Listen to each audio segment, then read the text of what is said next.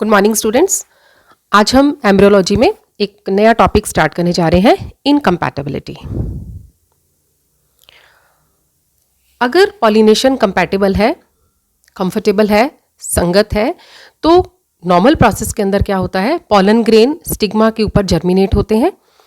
Germination के समय pollen grain से पॉलन ट्यूब निकलती है जो कि स्टाइल के रास्ते से होती हुई एम्ब्रियो सैक तक पहुंचती है, और एम्ब्रियो सैक में पहुंचने के पश्चात वहाँ पर वो मेल गैमीट्स रिलीज करती है और इस प्रकार से बीज का निर्माण होता है या सीड फॉर्मेशन होता है। कभी कभी पॉलिनेशन पोलन ग्रेन के वायबल होने के पश्चात भी सीड नहीं बन पाता, हालांकि ओव्यूल में भी फर्टाइल एग प्रेजेंट होता है। ये किस वजह से होता है? This is due to the failure of one और more post fertilisation events and is referred to as incompatibility. ये कैसे संभव होता है? ये संभव होता है कि फर्टिलाइजेशन के पश्चात भी पोस्ट फर्टिलाइजेशन इवेंट्स होते हैं, चेंजेस होते हैं, और ये चेंजेस जो है वो रोकते हैं उस पॉलन ग्रेन को जर्मिनेट होकर स्टाइल के थ्रू एम्ब्रियो सैक तक पहुंचने के लिए। तो इस प्रकार से it is of two types. These types are interspecific and intraspecific. Interspecific incompatibility क्या होती है? It refers to the incompatibility between species that prevents fertilization between gametes of distantly related species. Interspecific मतलब दो स्पीशीज के बीच में जो कि एक दूसरे से डिस्टेंटली रिलेटेड स्पीशीज होती हैं, इनके बीच में किस प्रकार से इनकम्पैटिबिलिटी होती है। और intraspecific compatibility when viable pollen of the same or other individual of the same species prevent fertilization। यानी कि जब viable यानी कि जो पॉलन जो है वो सक्षम है वो सेम प्लांट का या सेम स्पीशीज के दूसरे इंडिविजुअल का हो और वो फर्टिलाइजेशन को रोके, तो it is known as intraspecific compatibility, या हम इसे सेल्फ इनकम्पैटिबिलिटी भी कहते हैं। अब सेल्फ कंपैटिबिलिटी के कारण जो क्रॉस पॉलिनेशन की प्रक्रिया जो है वो संभव हो पाती है, यानी कि सेल्फ कंपैटिबिलिटी जो है वो एक तरह से क्रॉस पॉलिनेशन को पर निषेचन को पर परागण को प्रमोट करती है या उसको संभव करने में सक्षम होती है या उसको प्रमोट करती है। इससे क्या होगा कि जब क्रॉस पॉलिनेशन होगा तो हेटेरोजाइगोट्स बनेंगे, पॉपुलेशन में परिवर्तन आएगा, उनमें चेंजेस आएंगे, इवोल्यूशन होगा। तो इस प्रकार से ये जो क्रॉस पॉलिनेशन है उसमें सेल्फ इनकम्पैटिबिलिटी जो है वो उसका योगदान है, जिसकी वजह से हेटेरोजाइगोट पॉपुलेशन के अंदर हेटेरोजाइगोट्स बनेंगे और जिसकी वजह से स्पीशीज में इवोल्यूशन का प्रोसेस होता है। On the basis of morphological features of the flower, SI यानी कि self incompatibility is of the following two types. ये दो टाइप की होती है, एक होती है हेटेरोमॉर्फिक और एक होती है जाइगोमॉर्फिक।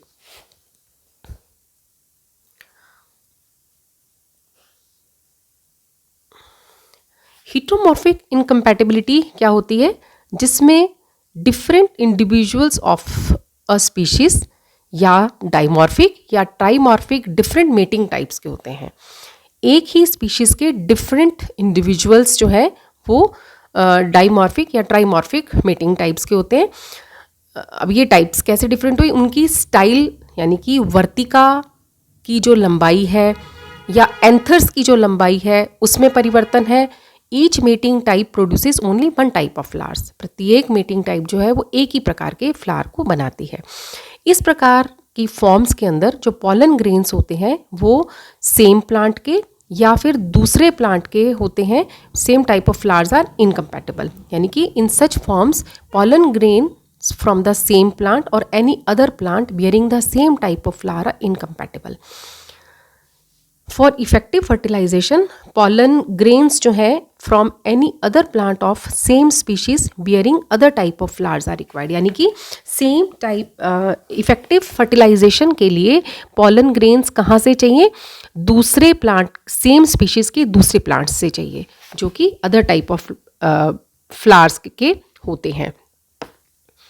होमोमॉर्फिक इनकम्पैटिबिलिटी में केवल एक ही टाइप के फ्लावर्स होते हैं उस स्पीशीज़ के सभी इंडिविजुअल के फ्लावर्स जो हैं वो एक ही टाइप के होते हैं क्योंकि वो सेम स्पीशीज़ के हैं। इट इज़ गवर्नड, लेकिन इनमें होता क्या है, it is governed bye multiple allele.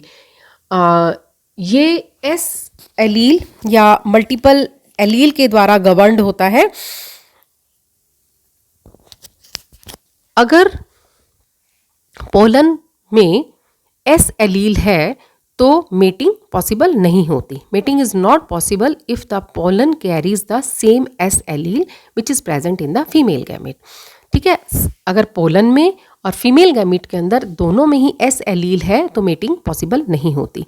Incompatibility दो तरीके से डिस्क्राइब हो सकती है। It may be determined by genotype of the gametophyte और पोलन, यानी कि उनकी जीनिक संरचना पर निर्भर करती है। अगर जीनिक संरचना पर निर्भर करती है तो हम उसे गैमेटोफिटिक सेल्फ इनकम्पैटिबिलिटी कहते हैं और जीएसआई। और अगर ये स्पोरोफाइट के जीनी संरचना पे डिपेंड करती है या डिटरमाइंड होती है तो इससे हम स्पोरोफिटिक सेल्फ इनकम्पैटिबिलिटी या एसएसआई कहते हैं। अब हमने देखना है कि ऐसे कौन से फैक्टर्स हैं जो कि इनकम्पैटिबिलिटी को एनहेंस करते हैं या इनकम्पैटिबिलिटी के लिए रिस्पॉन्सिबल होते हैं। There are some physical and biochemical factors which contribute to self incompatibility.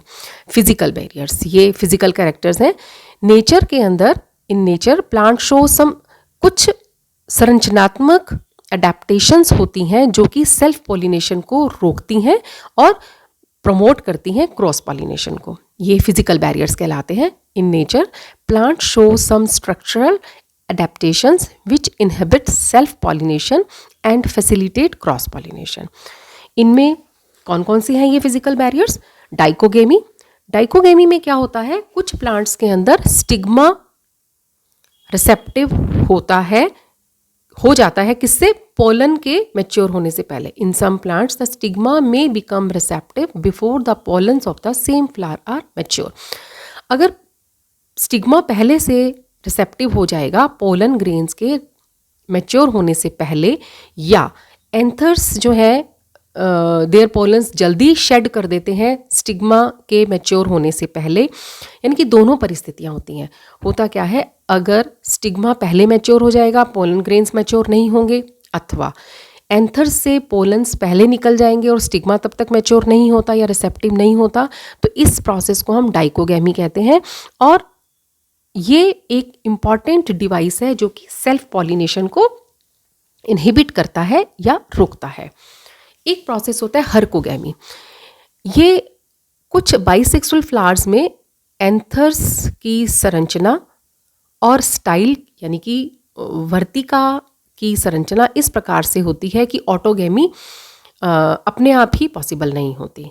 यानी कि एंथर्स और स्टाइल्स की संरचना या बनावट इस प्रकार से होती है कि ऑटोगेमी मैकेनिकली पॉसिबल ही नहीं होती। This is called herkogamy. जैसे इन कैरियोफाइलेसी स्टाइल जो है वो is much longer than stamen, stamen से ज़्यादा लंबी होती है, तो स्टेमन की अप्रोच ही नहीं होती कि वो अपने पॉलन्स को वहाँ पर शेड कर सके।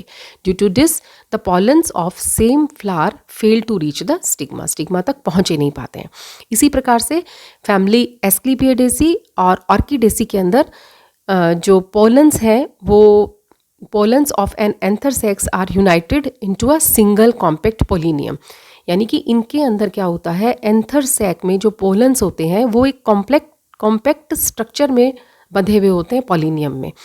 तो ये जो लार्ज और हैवी पोलिनिया है वो एक प्लेस से दूसरे प्लेस पर एंड्स या बीटल्स के द्वारा ही ट्रांसफ़र हो सकते हैं।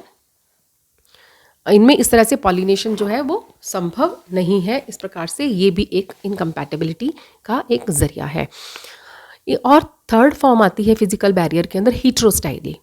ये क्या है? It is a special adaptation to avoid self pollination. यानी कि कुछ फैमिलीज़ हैं, प्राइमुलेसी, पोलीगोनेसी, बोराजिनेसी, र्यूबिएसी एट्सेट्रा, इनके अंदर स्पेशल टाइप की एक अडेप्टेशन पाई जाती है जो कि सेल्फ पॉलिनेशन को रोकती है।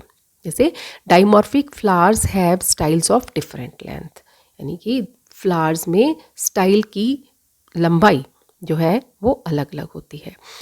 इन प्रिमुला वल्गैरिस या Primula vulgaris, there are 2 type of flowers, 2 type के फ्लावर्स होते हैं। एक होते हैं long styled flowers, style standing high above anthers, style लंबी होती है, स्टेमन्स छोटे होते हैं और उनमें ऑब्लोंग पॉलन ग्रेन्स होते हैं। और दूसरे टाइप के फ्लावर्स होते हैं short styled flowers which bear stigma of about half the height of corolla tube, corolla tube की आधी लंबाई के स्टिग्मा पाए जाते हैं, स्टिग्मा पाया जाता है उसमें। दस standing well below the anthers, बहुत नीचे, एंथर से बहुत नीचे सिचुएटेड होती है और स्टेमन्स जो हैं वो लंबे होते हैं और पॉलन ग्रेन्स इसमें स्फेरिकल और लार्जर होते हैं। Both type of flowers are born on different plants and in nature both are of approximate same number. They show a special type of sexual segregation. ये दोनों टाइप के flowers जो हैं वो पास पास ही उगते हैं और क्लियरली हमें विजिबल होते हैं। तो इनमें भी इस प्रकार से सेल्फ पॉलिनेशन जो है वो संभव नहीं होता, क्रॉस पॉलिनेशन होता है। सेकेंड हम लेते हैं pollen ball proteins. Pollen ball proteins क्या हैं? The pollen ball proteins have dual origin, 2 तरह का ओरिजिन है इनका। एक्साइन हेल्ड प्रोटीन्स जो है they are fractions of sporophytic origin और इंटाइन हेल्ड प्रोटीन्स जो है वो गैमेटोफिटिक ओरिजिन के होते हैं। According to Heslop, Harrison et al in 1973 they told that SSI is due to exine held proteins and GSI is due to intine held proteins. SSI sporophytic self incompatibility and GSI is gametophytic self incompatibility. The wall proteins pass out freely from the moistened pollen irrespective of the fact that pollination is compatible or incompatible. मतलब ये wall proteins जो है वो easy going way में वहाँ से discrete हो जाते हैं, भले compatible हो या ना हो। अगर कंपैटिबल होगा तो पॉलन जर्मिनेट हो जाएगा और पॉलन ट्यूब जो है पेनिट्रेट करेगी स्टिग्मा तक और passes through style and enters the ovule में पहुंच जाएगा। If incompatible, rejection reaction starts, ठीक है, रिजेक्शन स्टार्ट हो जाता है और जो SSI है स्पोरोफिटिक सेल्फ इनकम्पैटिबल सिस्टम है, इसमें incompatible pollen either fails to germinate, या तो वो जर्मिनेट ही नहीं होंगे और या फिर वो शॉर्ट जर्म ट्यूब देंगे, प्रोड्यूस करेंगे जो कि एम्ब्रियो सैक तक पहुंच ही नहीं पाएगी। But soon it gets plugged by the formation of callose, और फिर बहुत जल्दी ही कैलोस फॉर्मेशन हो जाता है जिससे कि वो वहाँ तक एंटर ही नहीं हो पाता। थर्ड आता है इसमें स्टिग्मा सरफेस प्रोटीन्स, स्टिग्मा के सरफेस पे जो प्रोटीन्स पाए जाते हैं। Knox et al in 1976 have studied that the stigma surface receptors are composed of several components. Some control pollen germination or other determine the entry of pollen tube into the stigma. Stigma surface proteins inhibits entry of pollen tube into the papillae. अब ये जो stigma के surface पे जो proteins पाए जाते हैं उनका अलग अलग कार्य है। कुछ तो ऐसे होते हैं जो कि पॉलन जर्मिनेशन को कंट्रोल करते हैं और दूसरे ऐसे होते हैं कि अगर जर्मिनेट हो गया तो पॉलन ट्यूब को स्टिग्मा तक जाने के लिए जो है उनकी एंट्री को वो चेक करते हैं। तो इस प्रकार से ये इनहिबिट करते हैं कि वो पैपिली तक जो है वो नहीं पहुँचे। तो इस प्रकार से ये चीज़ें, ये फैक्टर्स हैं जो इस प्रोसेस को पॉलन जर्मिनेशन होने के बाद भी पॉलन ट्यूब स्टाइल के थ्रू पहुंचेगी या नहीं पहुंचेगी, कंपैटिबल है या नहीं है, इनकम्पैटिबिलिटी वाले प्रोसेस को ये सब चीज़ें जो है वो प्रदर्शित करती हैं। इन सब प्रोसेसेस से भी पॉलन ग्रेन को गुजरना पड़ता है। This is all about incompatibility. Thank you.